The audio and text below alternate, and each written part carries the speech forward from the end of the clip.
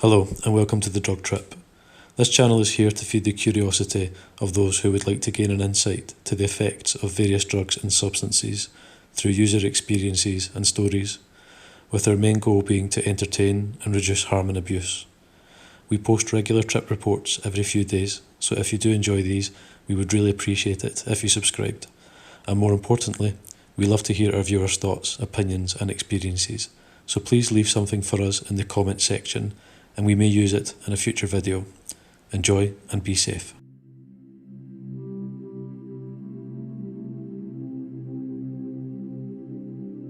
I guess I should start this report with a summary of the history of my experiences with psychoactive chemicals.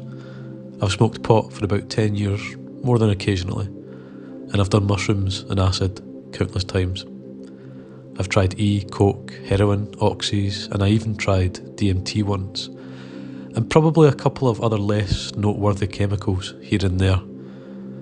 My brain foray before this experience was basically bud and a bi-monthly mushroom trip. Some other things that you may not know is that I am a part-time college student and have a full-time job. I'm not in any sense of the word a junkie or strung out, although I use drugs more often than most people and feel that I am addicted to marijuana. Although this is the case, I am a normally functioning person. And people I meet can't tell me that I'm an avid substance user unless I tell them. I'm fairly athletic, and I'm not predisposed to sitting on the couch all day, smoking pot and eating chips. I usually try to be active and enjoy chemicals for what they are, a part of the human surroundings and condition. My good friend since second grade, we'll call him K. He and I decided to go to the head shop in the city and buy a new pipe. We had no intention of using anything but marijuana that night, and hadn't for quite some time, perhaps maybe a month or more. So we went to the shop, looked around. While I was picking out a piece, Kay called me over to the counter so he could show me something. He was looking at the rack behind the counter that had all kinds of neat botanicals and legal herbs. A big sign said "Sale" on Salvia. He told me that his friend had done it a lot, and that it might be useful or at least educational to try it once. I ended up buying 2 grams of 40X for $50. What seemed like a ridiculous price at the time, little did I know how immaterial money would seem after this. We took the goods to Kay's house, since there was no one there, and since he has a nice stereo system and all around a nice environment and decor for the trip. I built a little nest out of pillows and blankets and arranged the room how I thought it would be most comfortable. To be honest, I thought the salvia stuff seemed pretty harmless, almost like a spoof on placebo. Like there were so many people making up fake stories about their experiences on it that some sort of mass self-dishonesty had occurred, and now everyone who used it actually believed it was the real deal. Not so. At the most, I thought it might give me a buzz, perhaps like pot, something similar. I was totally relaxed about it, and I wasn't listening closely enough to instinct to realise the herb's power. Once everything was set up, we called up a friend named Jay and asked him if he'd like to be involved. He was excited and came right over.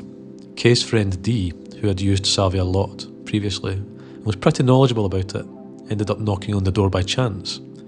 He was just the person we needed. It always happens that way. How strange. And so we were set. I started to get a little bit more excited when D looked at the stuff we had bought and started nodding and saying, "Yep, drugs." He told me that he had done all the way to 5X to homemade 75X. I don't know if I buy that part. That the best experience had been with 25 and 40 at quick shot and small doses in a vaporizer. Although we didn't have a vape, but we were sure good at improvising. We took a spoon and put what looked like a hit of Sally in it. We used a smaller spoon to heat up with a torch and smashed the Sally so as to sandwich it between the 2 spoons and vaporise it. To suck up the smoke, we used a toilet paper roll. Dee volunteered to go first since he'd done it before and quickly took the reins like a pro. He plopped down, set up a hit and went to work. Within around 30 seconds and 2 hits, he said, "No more," and then rolled off the couch onto the floor.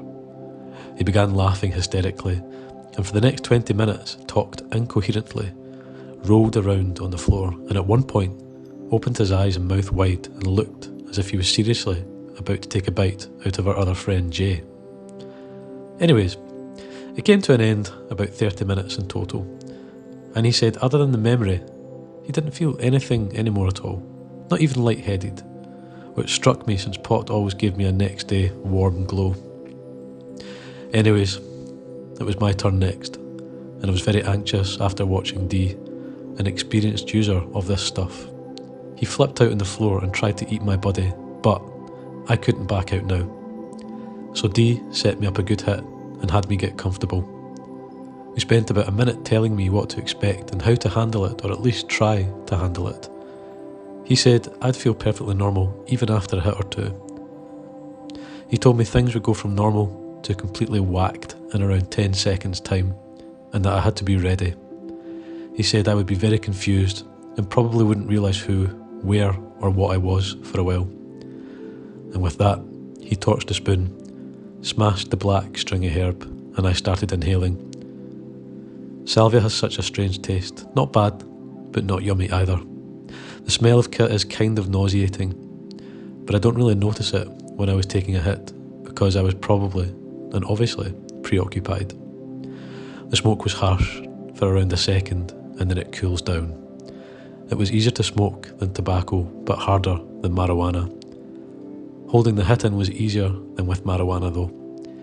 I took one big gulp of smoke into my lungs and sat back while I held it in. Nothing yet. When I came up, this time holding it, I felt a sensation I've never felt before. Sort of like a rubber band breaking in my consciousness, like some kind of restraint being broken. It was an actual feeling, not just a thought. Things still looked normal, but I must not have, because everyone was staring at me like, holy shit, dude's on one right now. That's when shit changed for good. I suddenly felt compelled to get on the floor. I felt really strong gravity or some other force pulling me down and inwards, causing me to suck in my ribcage, curl up in a ball, and face into the floor. I can't describe this feeling other than feeling like I was being pulled through a straw really fast. And when I came out the other end of the straw, I was in a different place. I remember things about the experience now, but at that time, I didn't realise that I was on a drug or even a human. I just was, and that seemed good enough. I was not thinking in words or pictures, but more events in time. I saw an old Indian woman covered in shawls who had no face standing next to me. She didn't talk, but I could hear her speaking to me. She told me that I was one of the lucky ones, that not many people get to come to this place, even in a whole lifetime. She told me I should be grateful to be so young and already be experiencing this. She told me that I could come whenever I wanted to, but not to wear out my welcome and to be respectful of her. She led me to a large rock, and in the centre of the rock there was a spout of water coming out. She told me to drink, and I did. It was the best water I'd ever had. I played in it, drank it, splashed it, washed my hair in it, just enjoyed the water for what seemed like an eternity. The woman told me that this was very special water, and that everyone who comes here is allowed to drink it, but no one else. She said that the water would never dry once it was on me, but that was okay because ordinary beings couldn't feel or see this particular water. She told me that since I'd been here, I was no longer an ordinary being, but that I needed to be kept a secret. She said I had not earned this, but that I had forced myself here, so I might as well try to get something from it. She didn't seem too happy with me, but didn't act angry either.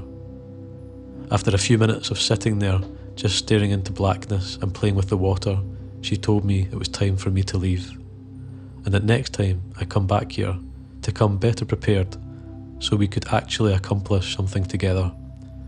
She said this had been wasted time, but that if I tried harder, it didn't have to be a waste of time next time. I woke up on my hands and knees in the bathroom with the shower and sink running and all my clothes on the floor in a pile. The door was locked and there was no noise but the water, and I thought for a few minutes and then got dressed and came out. I found my friends in Kay's room talking and smoking weed. They said I had crawled into the bathroom and turned on the shower, so they just let me be, since they knew I'd be back in a few anyways. They asked me what happened, and I told them. They all seemed really serious, more serious than we would ever be on other drugs, and then joke about it afterwards, almost a sombre mood. Altogether, this was not a bad experience, although a little confusing and questionable. I want to do it again, but I think I'll follow her advice and try to learn some more about this before I repeat the experience. I did learn, however, that if you play with fire, you better know how to handle it or you'll get burned. I'm scared to use salvia again unless I am mentally ready and I have good intentions or factors. So, until then, hope some people learn like I have that some drugs like beer and pot are for fun social gatherings and that some others are not. And there is different categories to enlightenment.